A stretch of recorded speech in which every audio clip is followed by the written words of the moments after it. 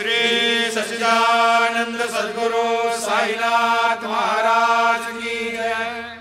ஓம் சாய்ராம்.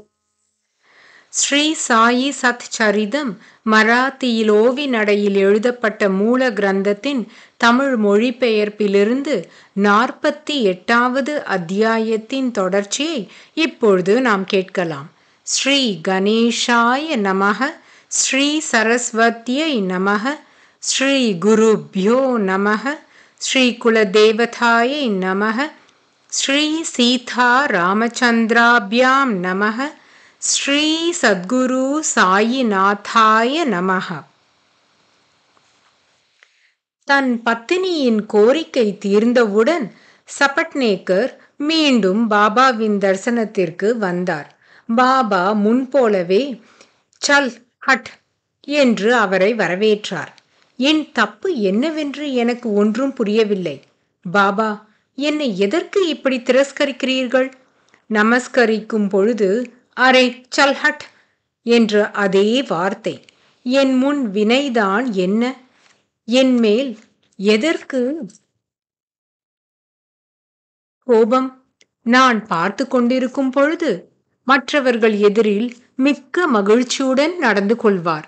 காலை மாலை போய் பார்த்தால் பாபாவின் அருகில் எல்லோரும் ஆனந்தமாக நித்திய தீபாவளி அனுபவித்தால் நான் அருகில் வருவதற்கு மட்டும் சல் ஹட். எங்கோ எப்பொழுதோ என் கர்மம் விபரீதமாகி என் மூலம் ஏதோ அதர்மம் செய்யப்பட்டு அநேக பாப்பங்களுக்கு நான் இருப்பிடமாக இருக்கிறேன். அதனால் என் மேல் பாபாவிற்கு கோபம் இருக்க வேண்டும். முதலில் நான் பாபா விஷயத்தில் சந்தேகங்கள் இருந்ததால் குதர்க்கம் செய்தேன்.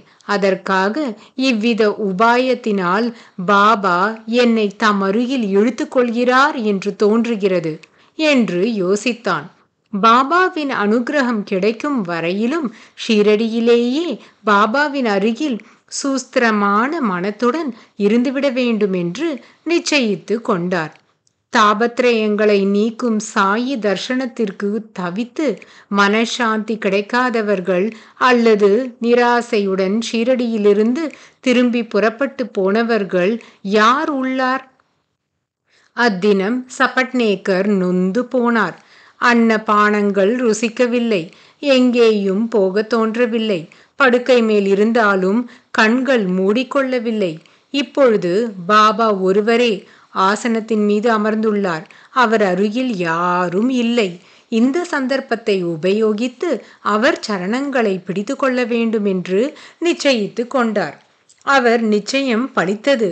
உணர்ச்சிகள் பொங்கி எழ பாபாவின் சரணங்களை பிடித்து கொண்டார். பாதங்கள் மீது தலை வைத்தார். பாபா தன் கையை அவர் மேல் வைத்தார். சபட்நேக்கர் பாபாவின் பாதங்களை தடவி கொடுத்து கொண்டிருந்த பொழுது ஒரு ஆடு மேய்க்கும் பெண் வந்தாள். அவள் அங்கு வந்தவுடன் பாபாவின் இடுப்பை அமுக்கிக் கொண்டு அமர்ந்தாள். பாபா எப்பொழுதும் போல் அவளிடம் விசுவாசத்துடன் பேசிக் கொண்டிருந்தார்.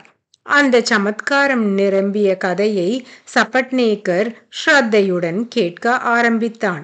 அதெல்லாம் ஒவ்வொரு எழுத்தும் அவரது விஷயமே. அந்த பெண் கொட்டி கேட்டுக்கொண்டிருந்தாள். சபட்நேக்கர் ஆச்சரியப்பட்டு தன் கதையை கேட்டு வியப்படைந்தார். அந்த விஷயம் ஒரு வியாபாரியை பற்றி சொல்லப்பட்டதானாலும் நிஜமாகவே அவருடைய கதையே. மேலும் அவன் குமாரனது மரணம் அத்தியந்தமாக அறிந்து பந்துக்கள் சொல்லும் விதத்தில் பிறந்தது முதல் இறந்தது வரையிலும் விவரமாக எல்லாவற்றையும் கூறும் விதத்தில் பாபா சொன்னார். இது அந்த பெண்ணுக்கு எதுவும் சம்பந்தமில்லாத கதை. ஒரு தந்தையையும் மகனையும் பற்றிய கதை. அந்த இருவரையும் மட்டுமே குறிக்கும் கதை. அதை அவளிடம் சொல்லிக்கொண்டே இருந்தார். அப்படி தன் சொந்த கதை சாயியின் வாயிலிருந்து வந்ததை கேட்டு சபட்நேக்கர் பரமாச்சரியம் அடைந்தார். சாயி சரணாலயங்களில் அவரது பூஜ்ய பாவம் அதிகமானது. நடந்தது எல்லாம் உள்ளங்கை நெல்லிக்கனி போல பாபாவிற்கு எப்படி தெரிந்திருக்கும்? பாபா தானே பிரம்மஸ்வரூபம். விஸ்வமெல்லாம் அவர் குடும்பமே. அது மட்டுமல்ல, விஸ்வமெல்லாம் அவர் ஸ்வரூபமே. அதுவே அவரது லட்சணம். எங்கெங்கும் வியாபித்திருக்கும் அவர் தானே ஜகத்தின் ரூபமாக இருக்கும் பொழுது தனது மற்றவரது என்ற பேதம் எப்படி இருக்கும்? ஆகாசத்தை ஏதோ ஒரு மேற்பூச்சு அப்பிக்கொண்டிருக்கும் விதமாக அந்த பரம புருஷனுக்கு துவைத்த பாவம் அல்லது காண்பவன் காண்பது காட்சி என்ற திரிபுடி எங்கே உள்ளது? பாபா நிஜமாகவே அந்தர்ஞானி என்று சபட்நேக்கர் தன் மனதில் எண்ணிக்கொண்டிருந்த பொழுது பாபா அவரிடம் என்ன சொன்னார் என்று சஜ்ஜனர்களான ஸ்ரோதாக்களே கேளுங்கள். சபட்நேக்கரின் பக்கம் கை காட்டி பாபா அதி ஆச்சரியகரமாக, நான் இவன் புத்திரனை கொன்றேன் என்று என் மேல் தப்பாக பழி சுமத்துகிறான். நான் ஜனங்களின் குழந்தைகளை சாகடிப்பேனா என்ன? இவன் எதற்கு மசூதிக்கு வந்து அழுகிறான்? சரி, அந்த புத்திரனை மீண்டும் அவன் மனைவியின் கர்ப்பத்தில் கொடுத்து விடுவேன்.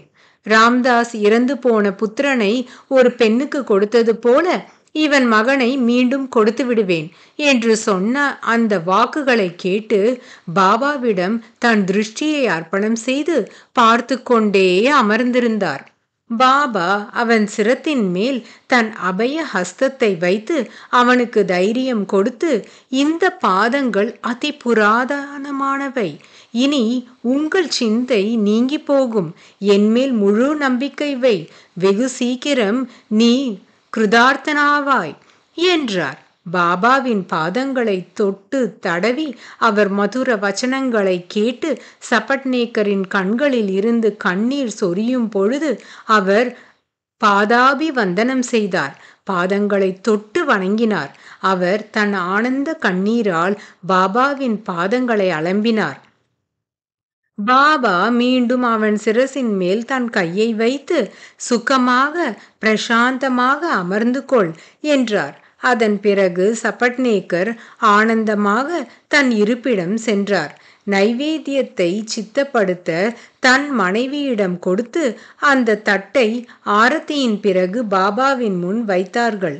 தட்டின் முன்பு நீர் தெளித்து கண்களில் ஒத்திக்கொண்டு பிராணாபான மந்திரங்களை சொல்லி விதிபூர்வமாக அந்த நைவேத்தியத்தை பாபாவிற்கு சமர்ப்பித்தார்.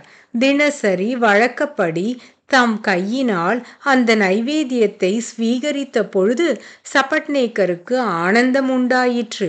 அப்பொழுது மற்ற பக்தர்கள் பாபாவின் காலில் விழுந்த பொழுது சபட்நேக்கர் அந்த கும்பலில் நுழைந்து போய் சீக்கிரமாக மீண்டும் பாபாவை நமஸ்கரித்தார். அப்படி செய்த பொழுது ஒருவர் தலை மற்றொருவர் மீது இடித்து கொண்டிருந்தது. அப்பொழுது பாபா மெதுவாக சபட்நேக்கரிடம், எதற்கு மீண்டும் மீண்டும் நமஸ்காரம்?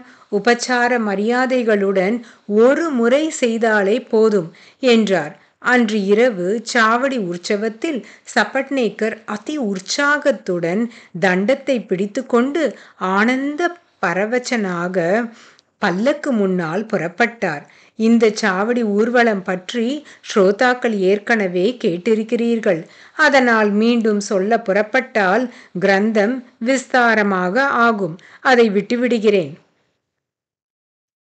அன்று இரவு பாபாவின் அகாத அதாவது அளப்பரிய லீலையினால் சபட்நேக்கருக்கு பாபாவை பார்த்து பாண்டுரங்கனை பார்த்தது போல தோன்றியது. அதன் பிறகு திரும்பி புறப்பட பாபாவின் ஆக்ஞையை கேட்டவுடன் அவர் அனுமதி கொடுத்து போஜனம் செய்து போ என்று சொன்னார். அவருடைய ஆணையை பாலனம் செய்து புறப்படும் முன் பாபாவின் தர்சனத்திற்கு போனார். இதனிடையில் அவர் மனதில் திடீரென்று யோசனைகள் எழுந்தன. பாபா இப்பொழுது தட்சணை கேட்டால் நான் எப்படி கொடுக்க முடியும்? என்னிடம் இருந்த பணமெல்லாம் செலவழிந்து போயிற்று. வண்டி வாடகை செலவிற்குத்தான் சரியாக இருக்கும். பாபா தட்சணை கொடு என்று கேட்டால் என்ன சொல்வதென்று முன்பே நிச்சயித்து கொண்டார். பாபா கேட்பதற்கு முன்பேயே அவர் கையில் 1 ரூபாய் வைக்க வேண்டும். கேட்டால் மற்றும் 1 ரூபாய் கொடுக்க வேண்டும். அதன் பிறகு இல்லை என்று சொல்ல வேண்டும். என்னிடம் ரயில் வண்டி செலவிற்கு மட்டும்தான் பணம் இருக்கிறது என்று பாபாவிடம் ஸ்பஷ்டமாக சொல்வேன் என்று நிச்சயித்து கொண்டு பாபாவின் அருகில் சென்றார். தான் முன்பு நிர்ணயித்தது போல் சபட்நேக்கர் பாபாவின் கையில் 1 ரூபாய் வைத்தார். பாபா பிறகு 1 ரூபாய் கேட்டார். அதை கொடுத்த பிறகு ஸ்பஷ்டமாக, இதோ தேங்காயை உன் மனைவியின் புடவை தலைப்பில் வை. உன் மனதில் உள்ள சிந்தையை இங்கேயே விட்டுவிட்டு சுகமாக போ என்றார். 12 மாதங்களுக்கு பிறகு சபட்நேக்கருக்கு ஒரு புத்திரன் பிறந்தான். 8 மாத குழந்தையுடன் அந்த தம்பதி சாயி தர்சனத்திற்கு வந்தார்கள். மகான்கள் காரியம் எவ்வளவு ஆச்சரியம் நிறைந்தது! அவர்கள் இருவரும் கைகூப்பி என்ன சொன்னார்களோ கேளுங்கள். சாயிநாதா, இந்த உபகாரத்தை நாம் எப்படி தீர்த்து கொள்ளப் போகிறோம்? நமக்கே புரியவில்லை. உங்கள் சரணாலயத்தில் சிரம் வைப்பதே நாம் செய்ய முடியும். நாம் ஹீனர், தீனர், பாமரர். இந்த அனாதைகள் மேல் உங்கள் கிருபையை காண்பியுங்கள். இன்றிலிருந்து நிரந்தரம் உங்கள் பாத கமலங்களில் சரணமடையும்படி செய்யுங்கள். விழிப்பிலும் ஸ்வப்னத்திலும் இரவு பகலும் ஓய்வு இல்லாமல் அநேக வித ஆலோசனை அலைகள் எழுகின்றன. ஆனாலும் நாங்கள் உங்கள் ஆராதனையில் இருக்கும்படி அனுகிரகம் செய்யுங்கள்.